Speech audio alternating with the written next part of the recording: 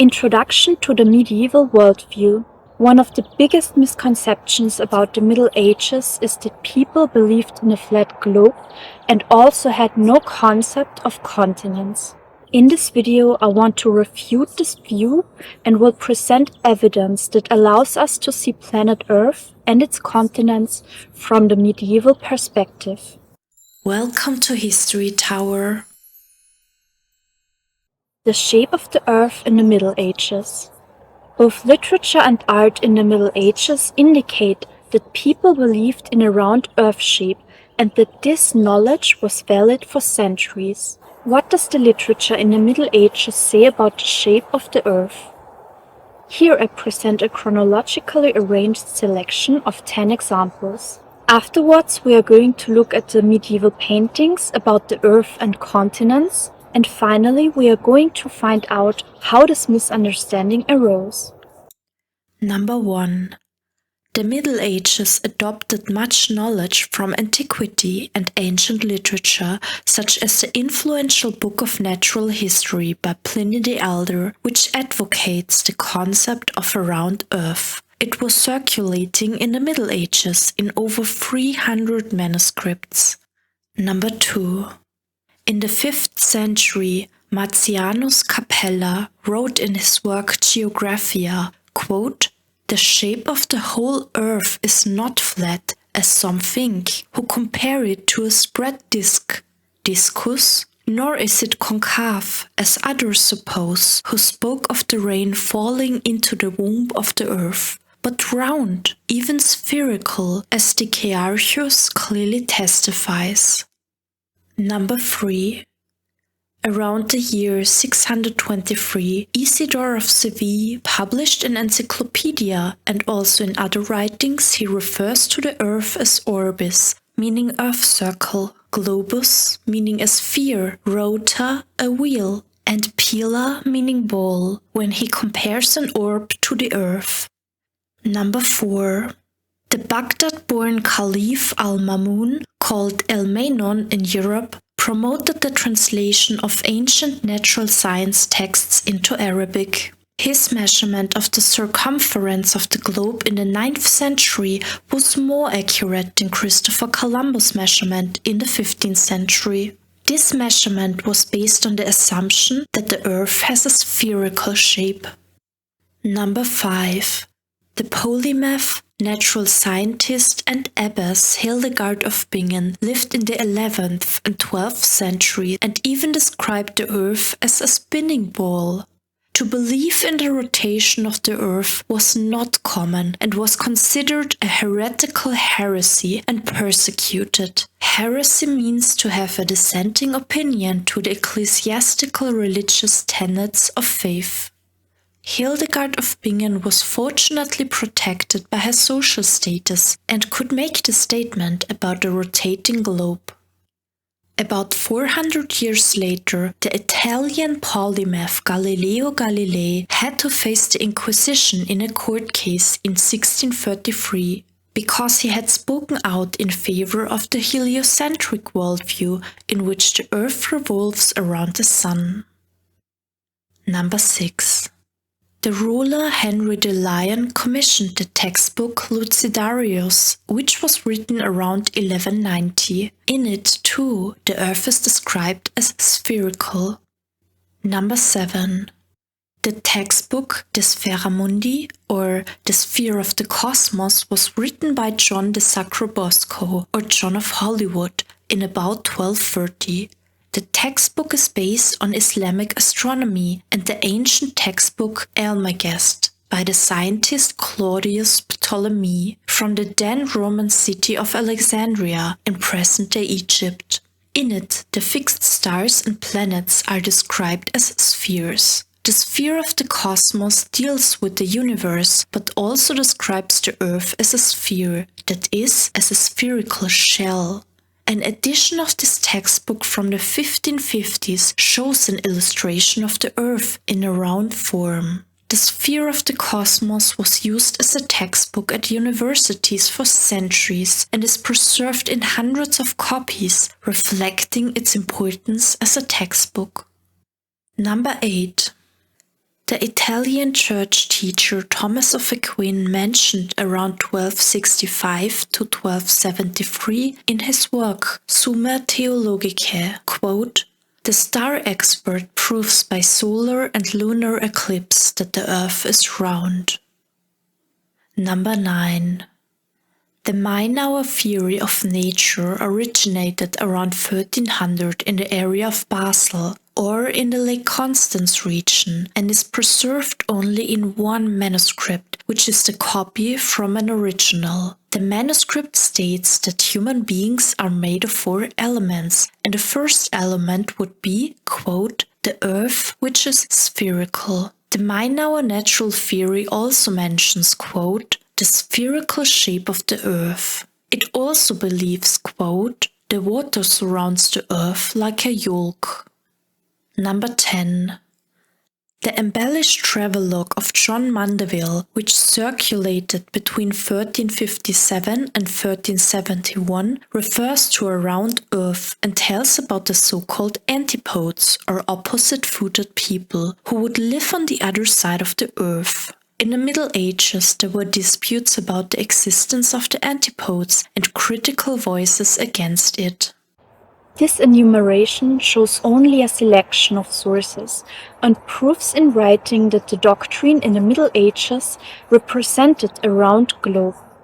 According to it, the Earth would also be circumnavigable.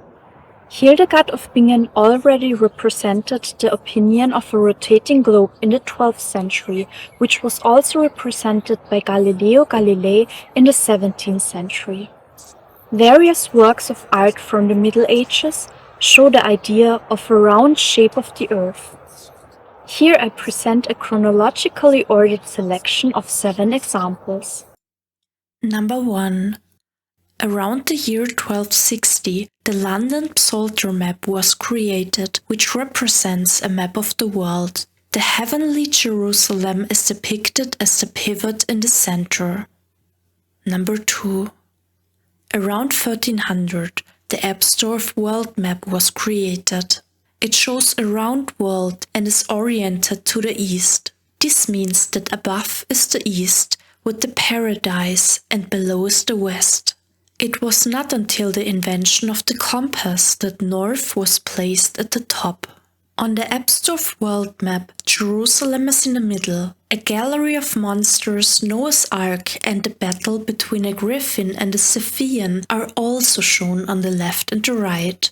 To the west is the empire of the Babylonians, Persians, Greeks, and Romans. The Ebsdorf world map implies the course of the history of salvation and resembles the structure of the London Psalter map. Number 3. The Hereford map is also worth mentioning, which was approximately made between 1285 and 1295. It is considered to be the largest completely preserved world map of the Middle Ages. It teaches about creation and interprets the history of salvation in a map form. The emphasis is not on geography, but on the pictorial narrative of salvation history, but it confirms a round world as well. Number 4.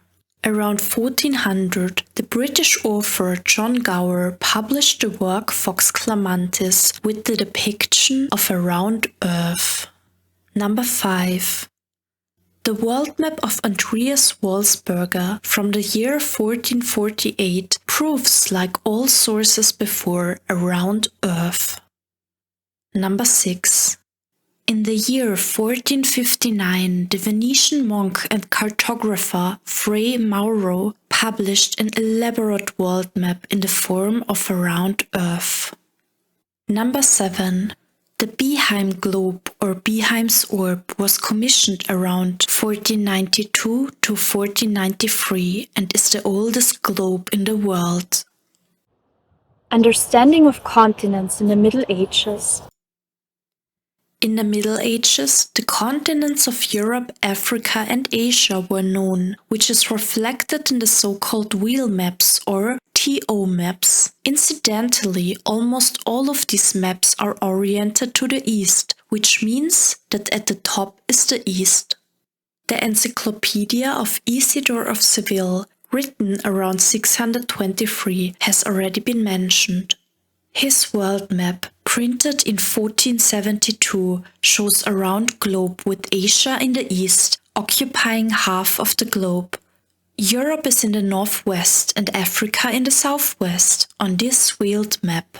The continents are separated by seas. This world map shows a T-shaped sea separation and an O-shaped sphere. That is why these world maps are also called TO maps. The origin of the misconception about the flat Earth. So how did the misconception arise that the Middle Ages believed in a flat Earth? In 1888, the wood engraving Wanderer on the Edge of the World was published by the French astronomer and popular science author Camille Flammarion. The illustration shows a man in the Middle Ages kneeling at the edge of the flat Earth and entering another sphere. The two spheres indicate a change of worlds. The human being leaves one sphere and receives in the other a modern knowledge about the world and celestial phenomenons. Thus, Camille Flammarion permanently spread the misconception that the Middle Ages had believed in a flat world. But how had he come up with it? In his book, Under His Woodcut, it was written, "A missionary of the Middle Ages tells that he found the point where the sky and the earth touch." So who was this missionary? Flammarion's source was the French antiquarian and philosopher François de la Motte Levaillet, who had lived in the 16th and 17th centuries. In a letter, he was annoyed by false or exaggerated travel narratives that spread geographical misunderstandings. François de la Motte Levaillet dismissed this claim as fabulous, that is, invented, with a brief comment. This good Anachoré, who boasted of having come to the edge of the world, even told that he had felt compelled to bend his shoulders vigorously there because of the union of heaven and earth at the outer end. But as one finds many fabulous stories in this sort of reading, it seems then that an exaggerated or embellished travelogue through a chain of coincidences and interpretations led to the misunderstanding that the Middle Ages believed in a flat planet Earth. The true world view of the Middle Ages. Evidence for the belief in a round globe can be traced for centuries. Among other things, the woodcut published in 1888 influenced opinions about the Middle Ages in the 20th century and up to the present. Although this opinion seems to persist, it can be refuted in a single video. The Flat Earth movement, which nowadays tries to spread the belief that the Earth is flat, also benefits from this. So the idea of a flat Earth is not an erroneous belief from the Middle Ages. And finally, we are going to find out how this... What ist so laut? Die Assi. So, jo, können wir mitmachen. Jetzt kommt der Hund. Okay, warte mal. Letzter Satz und nachher können wir schon umblättern. Beruhigen wir uns jetzt. Thank you for visiting the Planet History Tower.